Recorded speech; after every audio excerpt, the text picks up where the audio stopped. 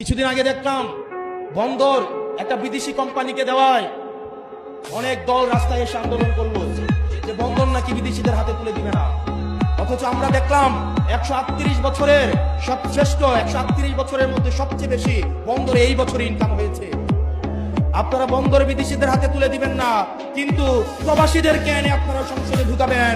এই মুনাফিকে আপনারা নিয়ে কিভাবে ঘুমান? এই প্রবাসীরা এখন সুযোগে আসছে, বাংলাদেশে আসছে, আবার যদি দেখে নির্বাচন উত্তর দক্ষিণ তাদের যে পাসপোর্ট আছে সেটা নিয়ে আবার বিদেশে পালাবে। এই দেশের ভূমিপুত্ররাই এই দেশ শাসন করবে, কোন প্রবাসী এসে এই দেশ শাসন করতে পারবে না। যে বাংলাদেশের রক্তের সাথে, বাংলাদেশের মাটির সাথে, পানির সাথে, জনগণের সাথে যার কোনো সম্পর্ক নাই, বাংলাদেশের জনগণের নীতি নির্ধারণীতে এই প্রবাসীদেরকে, এই বিদেশিদেরকে তাদের জায়গা দেওয়া হবে না।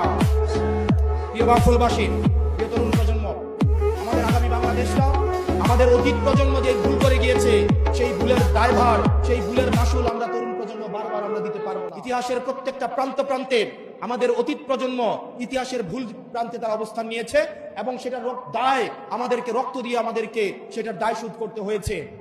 আমাদের আগামীর বাংলাদেশ হবে সমতার বাংলাদেশ, আগামীর বাংলাদেশ হবে মানবিক মর্যাদার বাংলাদেশ, যেই বাংলাদেশে মত প্রকাশের জন্য আপনাকে গুম করা হবে না, যেই বাংলাদেশে মত প্রকাশের জন্য আপনাকে ক্রস ফায়ারে দেওয়া হবে না, যেই বাংলাদেশে মত প্রকাশের জন্য বাড়ি থেকে উঠিয়ে নিয়ে যাওয়া হবে না, যেই বাংলাদেশে আপনার অধিকার আদায়ের জন্য বাংলাদেশ পরিচয়ের বাইরে আপনাকে হিন্দু পরিচয়, মুসলমান পরিচয়, বৌদ্ধ পরিচয়, খ্রিস্টান পরিচয়, পাহাড়ির পরিচয়, সমতলের পরিচয় আপনাকে ব্যবহার করা লাগবে না। আপনার কেবলমাত্র পরিচয় আপনি বাংলাদেশি পরিচয়ে আপনি সাম্য, মানবিক মর্যাদা, ন্যায় বিচারের আপনি সমান অধিকার পাবেন।